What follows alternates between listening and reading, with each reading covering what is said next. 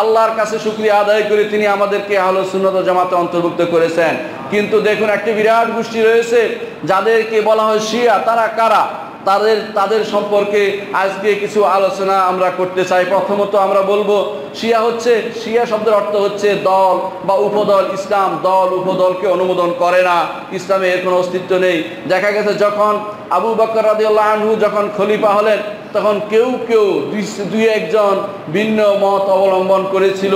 তারা মনে করেছিল যে রাসূলুল্লাহ সাল্লাল্লাহু আলাইহি ওয়াসাল্লাম এখনো তিনি দুনিয়ার উপরে রয়ে গেছেন, ইতিমধ্যেই কিভাবে খলিফা নির্বাচিত হয়ে গেল, যদি তিনি কবরে যেতেন তারপর নির্বাচিত হতো তাহলে ভালো হতো।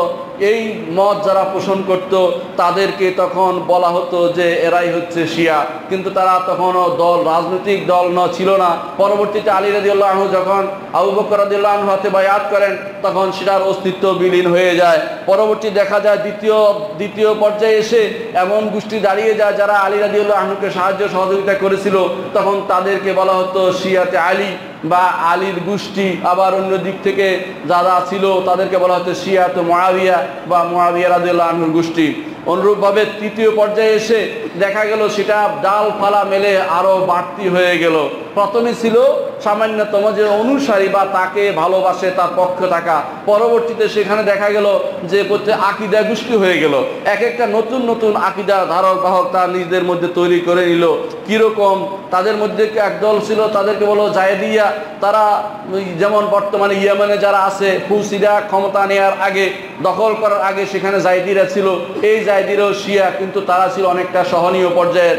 তারপরে বর্তমানে পৃথিবীর আনাচে কানাচে যে সমস্ত বেশিরভাগ শিয়া দেখতে পান আপনারা, তার মধ্যে বিখ্যাত শিয়া হচ্ছে যারা ইরানে আছে, ইরানের ক্ষমতা নিয়েছে, ইরাকে আছে, ইরাকের ক্ষমতায় তারা আছে।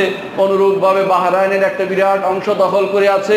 অনুরূপভাবে পাকিস্তানের একটা বিরাট অংশ তাদের নিয়ন্ত্রণ রয়েছে, এবং আফগানিস্তানে তারা কাফের মুশরিকদের সহযোগিতা করে নিজেরা ক্ষমতায় টিকে থাকতে চেষ্টা করছে। অনুরূপভাবে বর্তমানে হিন্দুস্তানেও যারা শিয়ারা রয়েছে তারাও ইমামিয়া বলে নিজেদেরকে, আবার ইসনা আশারিয়া বলে। তারা 12 ইমামিয়া নিজেদেরকে দাবি করে। মুহাম্মদ রাসূলুল্লাহ সাল্লাল্লাহু আলাইহি ওয়াসাল্লাম এক হাদিসে বলেছেন, লা ইয়াজালু হাযা দ্বীন আজিজান মা ইয়াকুনু ফি 12 খলিফা কুল্লুহুম মিন কুরাইশ। এই দিন শক্তিশালী থাকবে যতক্ষণ পর্যন্ত এই দিনের মধ্যে 12 জন খলিফা হবে, আর প্রত্যেকে হবে কুরাইশের থেকে।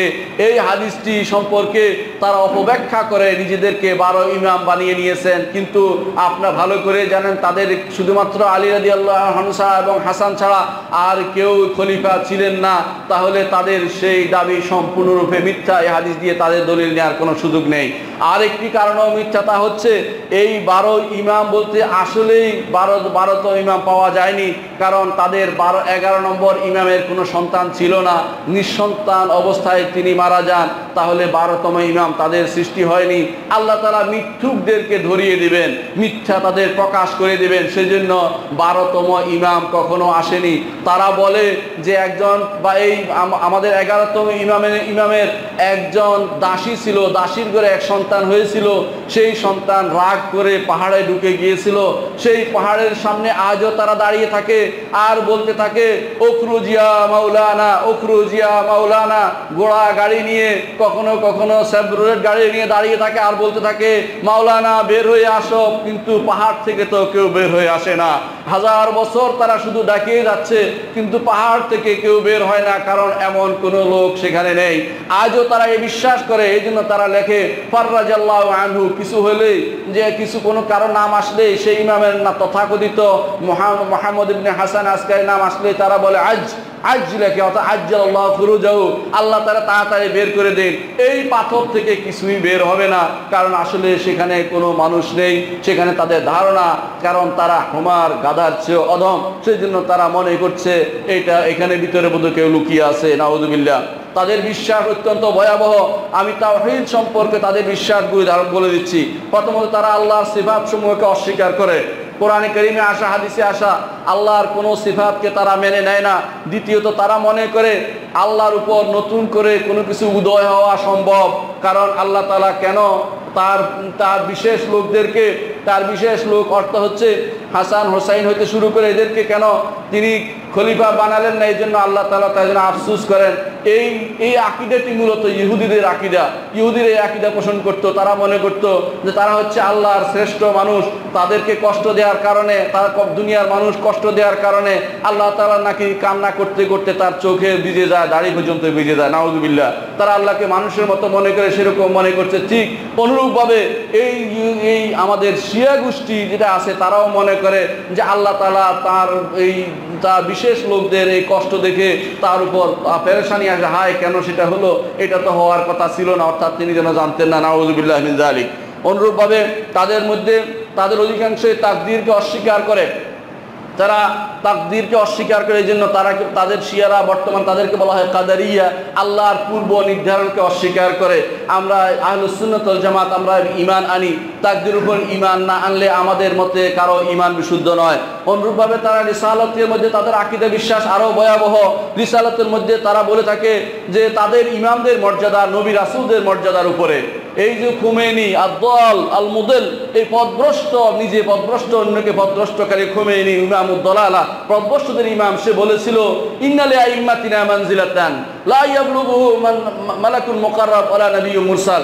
আমাদের ইমাম যে মর্যাদা, সেই মর্যাদায় কোনো নবী রাসূল পৌঁছতে পারেনি, নাউযুবিল্লাহ। সে বলছে ওয়ালা মালাকুল মুকাররাব, আল্লাহর কোনো ফেরেশতাও সেখানে যেতে পারেনি, নাউযুবিল্লাহ। এইভাবে তারা আল্লাহ তাআলার এই তার রাসূলদেরকে অপমানিত করছে। আল্লাহ রাসূলদের মর্যাদার উপরে তাদের ইমামদেরকে সে মর্যাদাপূর্ণ মনে করে। সাথে সাথে তারা মনে করে রসুলরা যেভাবে মাসুম, তাদের ইমামরাও সেরকম মাসুম বা নিরপরাধ, তাদের থেকে কোনো অপরাধ হতে পারে না, সেরকম মনে করে থাকে।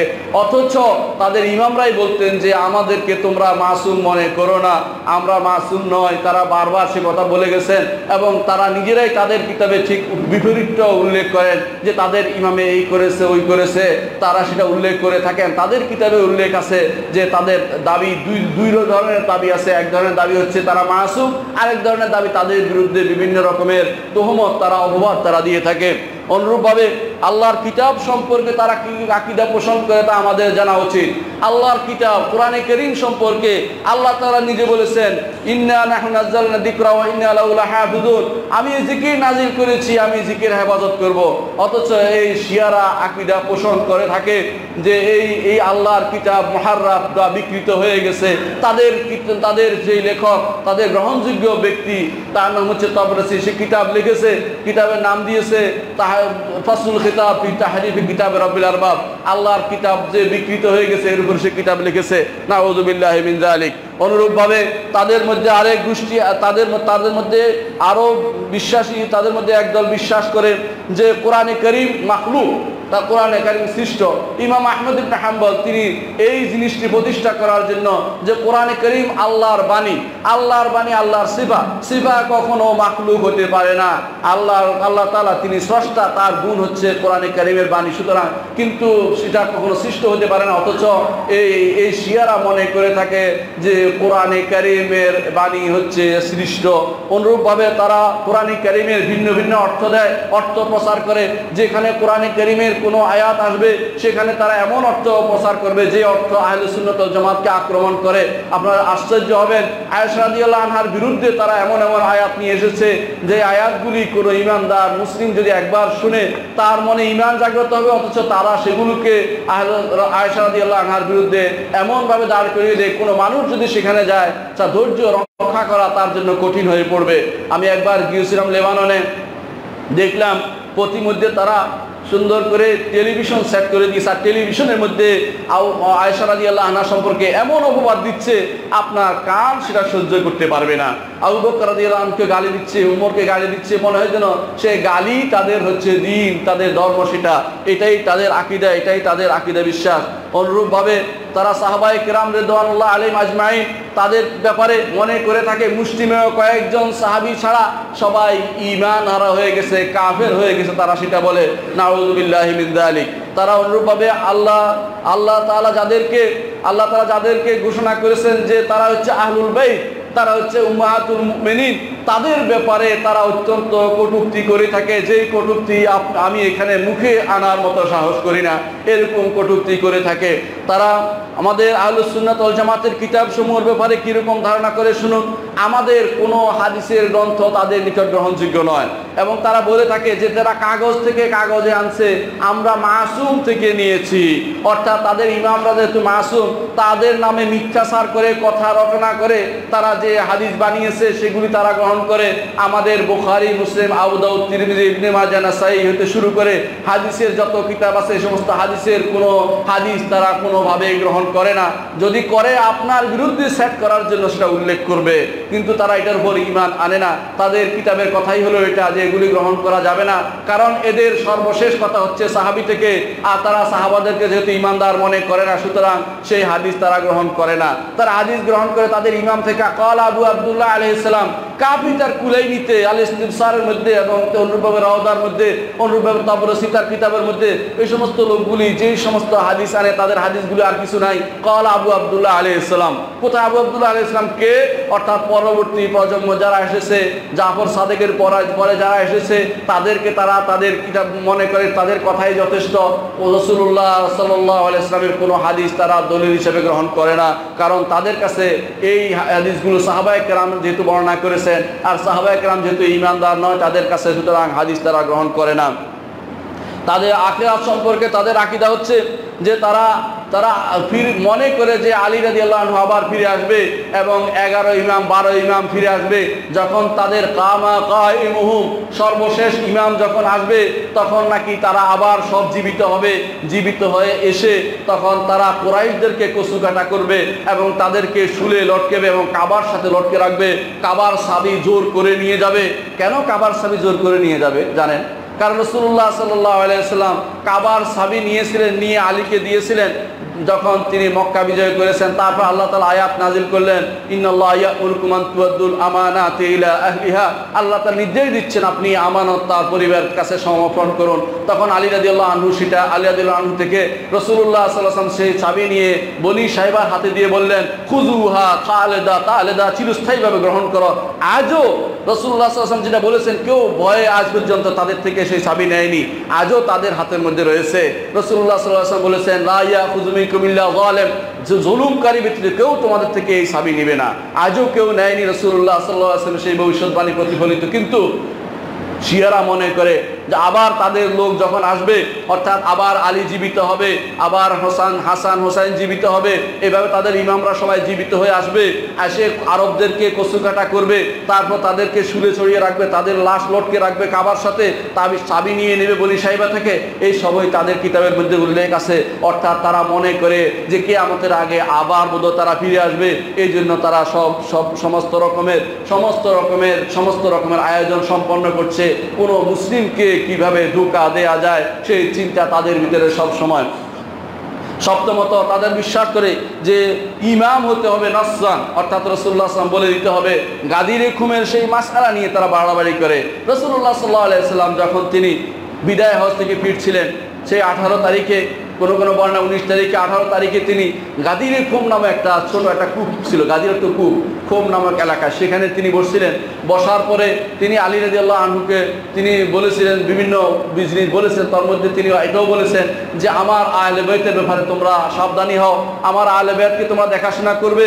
উসিকুমুল্লাহ, আল্লাহর কাছে তোমাদের কাছে চাচ্ছি যে তোমরা আমার আহলে বাইতকে দেখাশোনা করবে।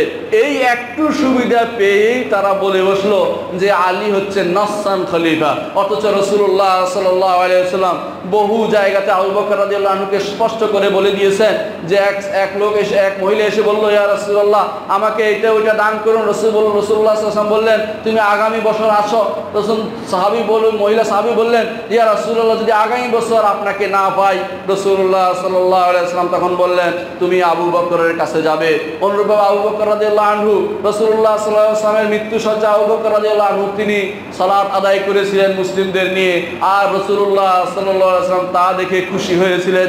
তা প্রমাণ করে যে রাসূলুল্লাহ সাল্লাল্লাহু আলাইহি ওয়াসাল্লাম চেয়েছেন আবু বকরই খলিফা হবে এবং উম্মতে মুসলিমার ইজমা তা হয়েছিল। অথচ তারা মনে করে যে আলী হচ্ছেন ইমাম আর বাকি তিনজনকে তারা খলিফা হিসেবে সাব্যস্ত করে না।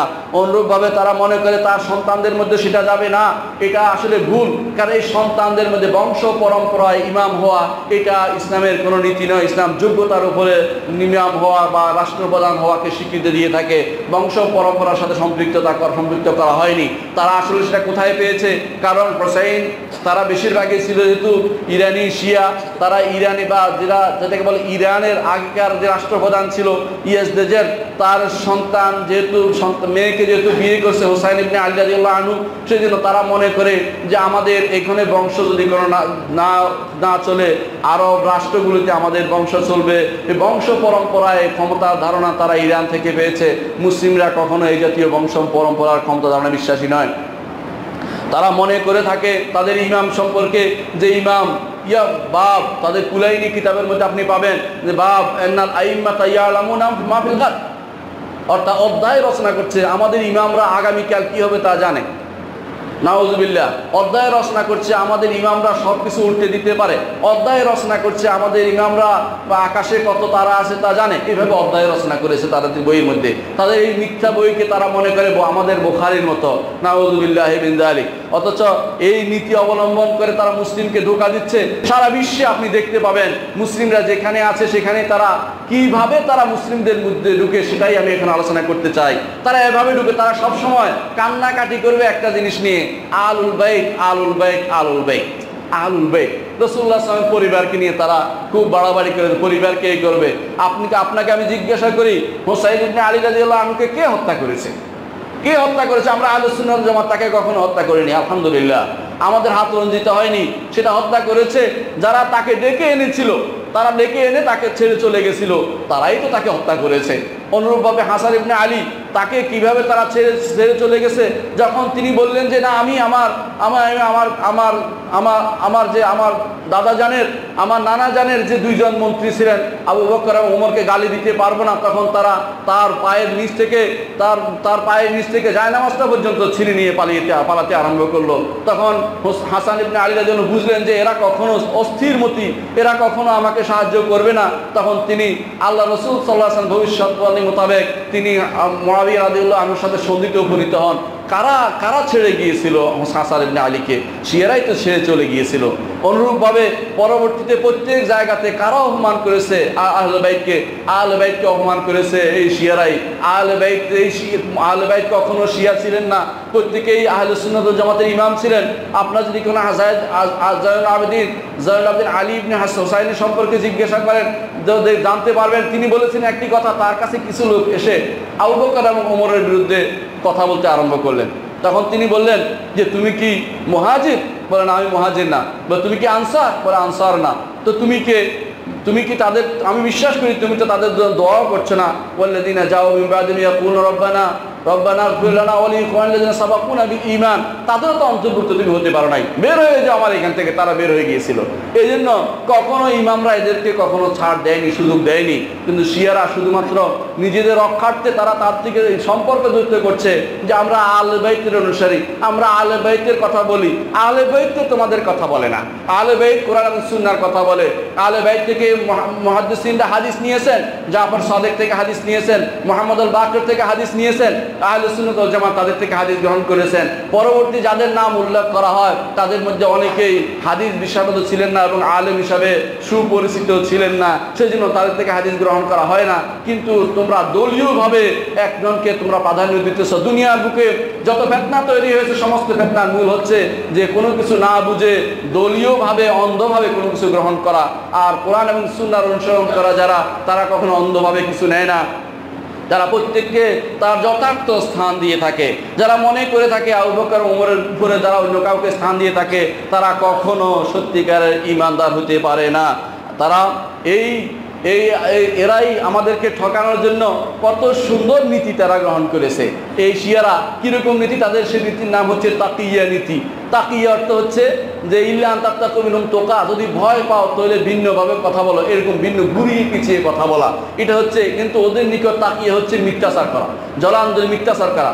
এই জন্য আহলে সুন্নাত ওয়াল জামাতের ইমামরা সবাই একমত যে যেই জায়গাতে শিয়া আছে, রাফেদি আছে, তাদের থেকে কোনো হাদিস গ্রহণ করা যাবে না, কারণ তারা সবচেয়ে বেশি মিথ্যাবাদী, এরা সবচেয়ে বেশি মিথ্যা কথা বলে। আকযাবুন নাস আর রাফেদা, রাফেদা সবচেয়ে বেশি মিথ্যা কথা বলে, তার থেকে কোনো হাদিস গ্রহণ করা যায় না। এই জন্য আহলে সুন্নাত জামাত কখনো তাদের থেকে কোনো হাদিস নেয়, কারণ তারা মিথ্যা কথা বলে। মিথ্যা কথার একটি জ্বলন্ত নমুনা হচ্ছে তারা তাকিয়া নীতি অবলম্বন করে। তারা মনে করে আপনাকে যদি কোনো একবার ঠকাইতে পারে, কোনো একটা কথা বলে আহলে সুন্নাত ওয়াল জামাতকে একবার ঠকাইতে পারে, তাহলে সে যেন হাসানে হুসাইনের সাথে মুসাফা করার সওয়াব পাইল। আর দ্বিতীয়বার যদি ঠকাইতে পারে, সে যেন আলী রাদিয়াল্লাহু আনহুর সাথে মুসাফা করার সওয়াব পেল। আর যদি তৃতীয়বার আপনাকে ঠকাইতে পারে, সে যেন স্বয়ং মুহাম্মদ রাসূলুল্লাহ সাল্লাল্লাহু আলাইহি ওয়াসাল্লামকে তার সাথে মুসাফা করার সওয়াব পেল। আমি জানি না সেই সওয়াব কি, কিন্তু তাদের কিতাবে সেটা লেখা আছে, এই জন্য তারা সেটা বলে থাকে। তারা বলে থাকে আত্তাকিয়াতু দীনি ও দীনু আবাই, এটা মিথ্যাচার করে থাকে জাফর সাদেকের উপরে, সত্যবাদী জাফরের উপরে মিথ্যাচার করে থাকে এই সমস্ত লোকগুলো। তারা বলে থাকে যে তিনি বলেছেন তাকিয়া করা আমার নীতি, আমার দাদা জানের নীতি, আমার নানা জানের নীতি। নাউযুবিল্লাহ, রাসূলুল্লাহ সাল্লাল্লাহু আলাইহি ওয়াসাল্লামের উপর মিথ্যাচার করেছে, আলী রাদিয়াল্লাহু আনহুর মতো সাহসী ব্যক্তির উপর তারা মিথ্যাচার করেছে, অনুরূপভাবে হোসাইনের উপর তারা মিথ্যাচার করছে। তারা আসলেই মিথ্যুক, এই মিথ্যুক জাতি, মিথ্যুকভাবে তারা রাসূলুল্লাহ সাল্লাল্লাহু আলাইহি ওয়াসাল্লামের আহলে বাইতের দাবি করে থাকে। আহলে বাইতের সাথে তাদের কোনো সম্পর্ক নেই। আহলে বাইত আসলে কারা? রাসূলুল্লাহ সাল্লাল্লাহু আলাইহি ওয়াসাল্লামের স্ত্রীরা হচ্ছে আহলে বাইতের, যারা পরিবারে থাকে তারাই হচ্ছে আহলুল বাইত। ঘরের ভিতরে কে থাকে? রাসূলের স্ত্রীরা থাকে। সন্তান সন্ততির মধ্যে যারা রাসূলুল্লাহ সাল্লাল্লাহু আলাইহি ওয়াসাল্লামের যারা সন্তান সন্ততি এসেছে দুনিয়া, তাদের মধ্যে আছে, তাদের মধ্যে ইমাম ইবনে তাইমিয়া রাহমাতুল্লাহ আলাইহি বলেন তারা হচ্ছে আলে আলী, আলে জাফর, সবাই আলে আকিল, সবাই আহলুল বাইতের ভিতরে। অনুরূপভাবে যারাই রাসূলুল্লাহ সাল্লাল্লাহু আলাইহি ওয়াসাল্লামের সন্তান সন্ততি, অন্য রাসূলুল্লাহ সাল্লাল্লাহু আলাইহি ওয়াসাল্লামের অন্য মেয়ের ঘরে যারা আছে, তারাও আহলুল বাইতের অন্তর্ভুক্ত হবে। সুতরাং এর বাইরে যাবে না, এর বাইরে যাবে না, ঠিক ওটা গ্রহণ করতে হবে। কিন্তু তারা নিয়েছে আহলে বাইত শুধুমাত্র হুসাইনের বংশধর। আচ্ছা, হাসানের বংশধর কি অপরাধ করেছে? এই অপরাধ করেছে যে হাসান তো শিয়াদের বা অর্থাৎ ইরানি কোনো মেয়ে বিয়ে করেননি, এই জন্য ইরানি মেয়ে বিয়ে করেছেন তো হুসাইন, তার বংশে যে সন্তান হয়েছে। সুতরাং তারা মনে করে থাকে যে হুসাইনের তাদের বংশ আর্যদের, ইরানি অর্থ আর্যদের বংশ বৃদ্ধি হয়ে মেয়েদের মাধ্যমে তারা মনে করে যে এইভাবে আমাদের বংশ এখানে রাজত্ব চলে গেলেও, ইরানে পারস্যে চলে গেলেও আরবে সেটা জারি আছে। এই জন্য তারা সেটাকে ফুলিয়ে ফাঁপিয়ে বর্ণনা করে থাকে। এরা মিথ্যাচার করে এর নাম দিয়েছে তাকিয়া নীতি, সরাসরি নিফাক। এখানে আপনি আশ্চর্য হবেন, আপনার কাছে এসে বলবে যে কোনো আমাদের মধ্যে সুন্নাহ এবং শিয়াদের মধ্যে কোনো বিভেদ নেই। আপনি ইরানে যান, একটা মসজিদ পাবেন না কোনো সুন্নিদের। কেন পাবেন না? তেহরানে 93টা মসজিদ ছিল সুন্নিদের। এই তথাকথিত বিপ্লবের নামে সে যা করেছে, এই পথভ্রষ্ট খুমাইনি সমস্ত মসজিদগুলিকে উড়িয়ে দিয়ে শিয়াদের মসজিদ বানিয়ে দিয়েছে। আপনি ইরানের সংবিধানে স্পষ্টভাবে উল্লেখ আছে যে আহলুস সুন্নাহ ওয়াল জামাত তারা হচ্ছে সংখ্যালঘু। কিভাবে উল্লেখ করতে পারে? কোনো রাষ্ট্রে কিভাবে একজন মুসলিমকে কিভাবে সংখ্যালঘু বানাতে পারে? সংখ্যালঘু তো অন্য দলের অন্য যারা কাফের তারা সংখ্যালঘু হিসেবে উল্লেখ করবে, মুসলিমকে সংখ্যালঘু হিসেবে উল্লেখ করেছে। সেখানে স্পষ্ট উল্লেখ আছে যে সদস্য হতে হলে, অর্থাৎ সেখানে যদি সংসদ সদস্য হতে হলে তাকে হতে হবে জাফর সাদেকের অনুসারী বা জাফরিয়া হতে হবে, অর্থাৎ আহলে সুন্নাত জামাত হতে পারবে না। সেনাবাহিনী যেতে হলে তাকে জাফরিয়া হতে হবে। অনুরূপভাবে যে কোনো প্রত্যেকটি জায়গাতে স্পষ্টভাবে উল্লেখ করা হয়েছে যে জাফরিয়া হতে হবে। তথাকথিত জাফরের দিকে তারা সম্পর্ক করে, অথচ জাফর সাদেক তাদের থেকে সম্পূর্ণ বিমুক্ত। তারা এই যে এইভাবে আহলে সুন্নাত ওয়াল জামাতকে তারা এইভাবে ইরানে নিষ্পেষণ চালিয়ে যাচ্ছে। তাদের দেশে আবু বকর ও ওমর বলতে কেউ নেই। আবু বকর ওমর বলতে কেউ নাম রাখা নিষিদ্ধ, সেখানে রাখতে পারে না। তারা একটা ছাগলকে, একটা গরুকে একটা আবু বকর ওমর বানিয়ে পিটিয়ে মারে আর বলে আবু বকরকে মারছি, ওমরকে মারছি, নাউযুবিল্লাহ। এভাবে কি অবলা এই প্রাণীকে মেরে তারা নিজেদের হীন স্বার্থ চরিতার্থ করতে চেষ্টা করে এবং নিজেদের বিদ্বেষকে তারা প্রসার করে। আপনি তাদেরকে যদি না চিনেন, যারা মুসলিমরা সেখানে বাস করে তাদের সাথে আলাপ করলে আপনি দেখতে পাবেন। আমার বন্ধুরা সেখানে ছিল, পড়েছে। আমার বন্ধু আব্দুল গফফার দেখতে কত সুন্দর মানুষটি, মদিনা ইউনিভার্সিটি পড়েছে। আমরা বলেছিলাম বন্ধু ফিরে যেও না, তোমাকে গেলে মেরে ফেলবে। বলছে যে না, আমার বুদ্ধি আছে, আমি ফিরে যাব। বিমানবন্দরে নামার সাথে সাথে গুলি করে মেরে ফেলা হয়েছে, কোনো বিচার নেই। আজও সেখানে মেরে ফেলা হচ্ছে, কোনো বিচার নেই। অথচ আর আমাদের কাছে এসে বলে যে আমাদের মধ্যে আর সুন্নি শিয়া বলতে ভাগ কিছু নেই, আমরা ভাই ভাই। নাউযুবিল্লাহ, কখনো হতে পারে না। এরা সম্পূর্ণরূপে ইহুদিদের দোসর, এরা ইহুদিদের আকীদা বিশ্বাসী। ফিরে আসতে হলে আহলুস সুন্নাত ওয়াল জামাতের আকীদায় ফিরে আসতে হবে। আহলুস সুন্নাত ওয়াল জামাতের আকীদা হচ্ছে সঠিক আকীদা, পরীক্ষিত আকীদা। এটাই হচ্ছে কোরআন এবং সুন্নাহ বেসড আকীদা। বানোয়াট কোনো আকীদা আহলুস সুন্নাত ওয়াল জামাতের, এই বানোয়াট কোনো আকীদা নিয়ে আসলে সেখানে গ্রহণযোগ্য হবে না। এই জন্য শিয়াদের কোনো আকীদা গ্রহণযোগ্য যেভাবে হয় না, তাদের সে সমস্ত নীতি গ্রহণ করা হবে না। তাদের সাথে আমাদের সম্পর্ক কোনোভাবেই হতে পারে না যতক্ষণ পর্যন্ত না তারা আল্লাহ এবং তার রাসূলের দিকে ফিরে না আসছে। তাদের মধ্যে মুতা বিয়ে প্রচলিত আছে।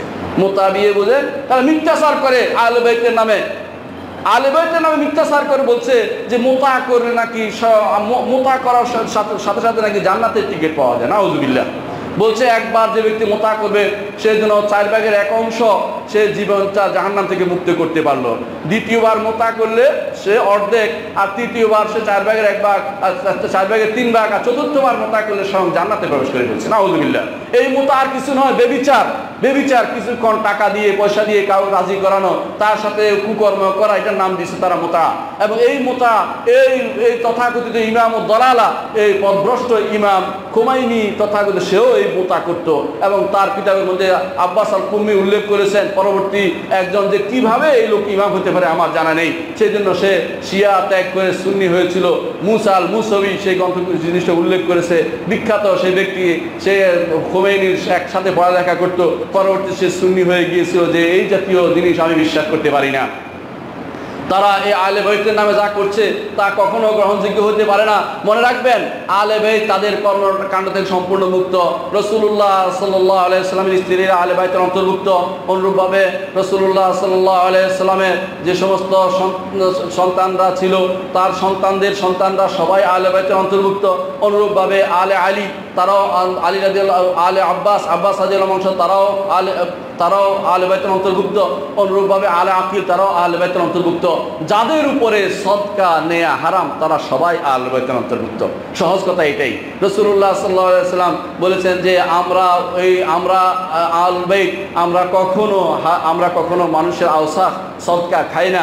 এই জন্য সদকা নেয়া যাদের উপর হারাম তারাই হচ্ছে আহলুল বাইত। সুতরাং নির্ধারিত করে একটা গোষ্ঠীকে, ছোট একটা কয়েকজনকে আহলুল বাইত বলা আর সবাইকে বাদ দেয়া, এটা কখনো আহলুস সুন্নাহ ওয়াল জামাতের রীতি হতে পারে না।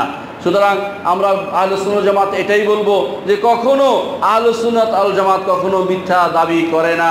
তারা যেটা করে সেটা সবাই এক কোরআন এবং সুন্নাহ ভিত্তিক কথা বলে।